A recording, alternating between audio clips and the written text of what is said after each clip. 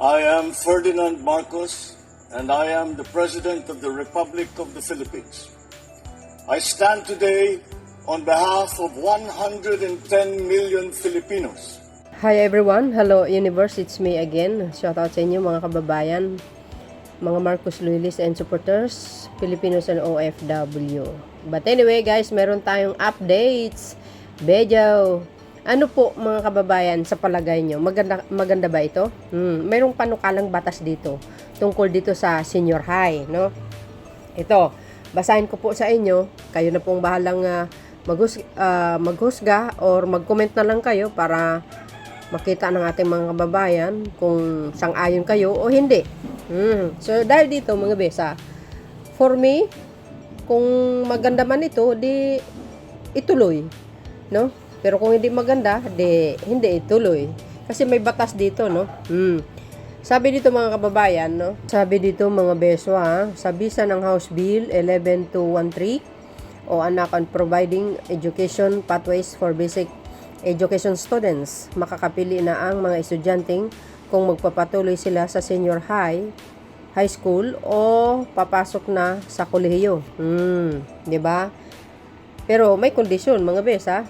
If ayaw mo na mag-senior high, pag gusto mo nang dumiretso sa first year college, after ng fourth year mo, ito po ang kailangan. Kailangan lamang nilang pumasa sa isang honor exams o advanced placement exam. Sabi ni House Committee on Basic Education and Culture Chairman at Pasiglon District, Roman Romulo. Agay, pinapayagan din ng mga panukalang batas na kumuha ng vocational course ang mga estudyante pagka-graduate ng grade 10.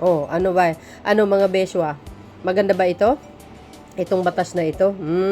Alam po natin, itinatag itong senior high sa panahon po ni Benigno Aquino, no? Dito, 'di ba si Panot? Aquino administration. At marami nagsabi itong senior high na ito, itong dalawang course na ito, pabigat daw mga besa sa mga mahihirap. So but anyway, ang tanging gagawin na lang sa isang estudyante kung ayaw niya na mag-senior high, di mag-take siya ng exam, kailangan maipasa niya yun. Pag naipasa niya yun, matik na. First year college siya. Di ba guys? Di napakasimple lang. Hindi naman mabigat ito. Ang gagawin mo lang dito is, mag-review ka ng mag-review para makapasa ka na sa exam. Di ba? Ngayon, kung ayaw mo naman, dumiretso ka na lang sa senior high school. Di ba? Ganun lang kasimple mga kababayan. Ano po ang kapalagay niyo dito sa batas na ito? Maganda ba o hindi? Di ba mga kababayan? So para sa ating mga parents out there, kailangan galingan po ng mga anak nyo.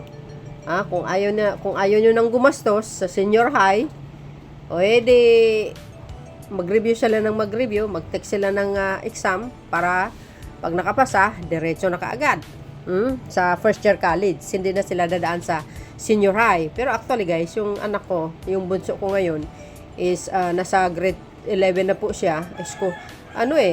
Scholar po siya sa senior high. So ibig sabihin wala po akong babayaran kundi yung mga matrikula lang, yung mga mga kailangan lang sa school, ganun, baon niya araw-araw. So dahil dito mga kababayan, mukha yatang maganda rin. So sabi po ng iba, bakit kasi hindi pa tinanggal ang senior high, yung 2 taon na yan? Kasi pabigat daw, sabi nila, sa mga mahihirap. Di ba sa ibang bansa, ganito po ang kalakaran? Mayroon silang senior high. So yan lang mga besa. Ano po ang kapalagay nyo dito mga kababayan? Sabi po dito, basahin natin. Sabi ng People's Tonight, lagi tayo may source, okay? Panukalang makapasok sa kolehiyo ang grade 10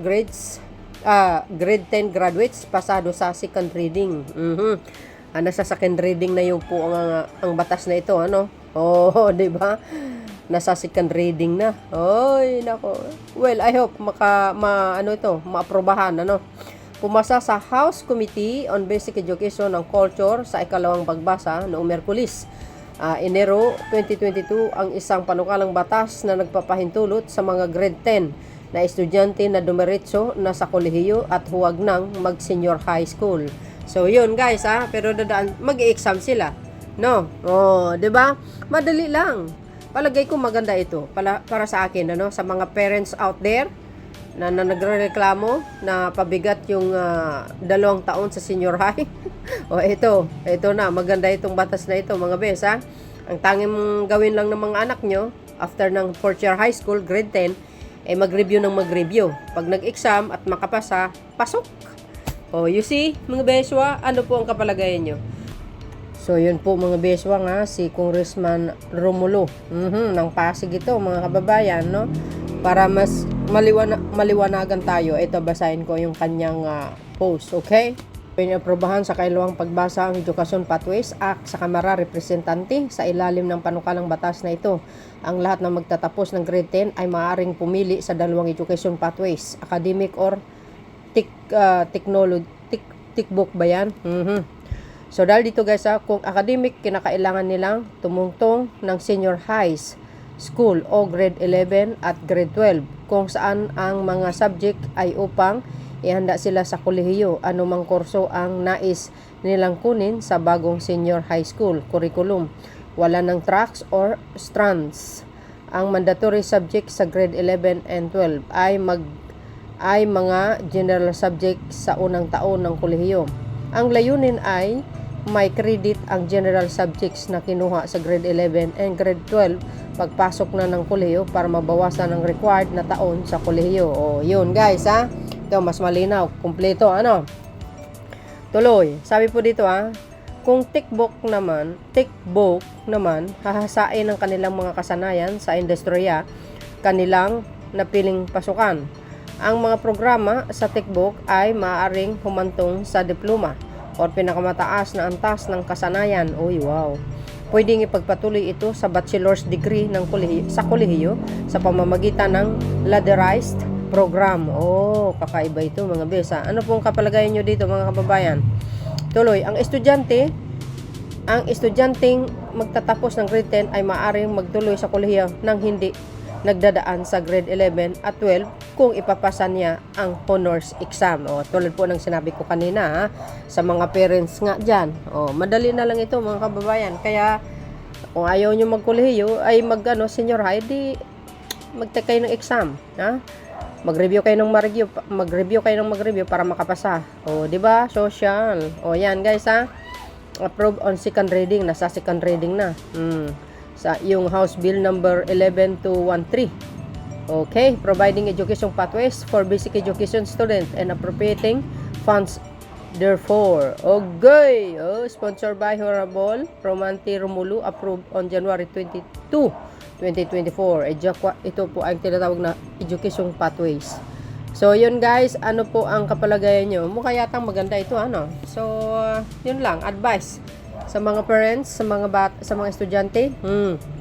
Ito, maganda ito para sa inyo, para hindi kayo mabigitan sa 2 taon. Malinaw naman ang sinabi ni Congressman, di maganda ito para sa mga nahihirapan. Mag-take lang ng exam, then kung nakapasa, congratulations. Di ba? So yun guys, ang pinaka-latest updates ko sa inyo. Maraming salamat sa inyong watching. See you again on my next upload video. Bye. And babush. God bless. Palapay.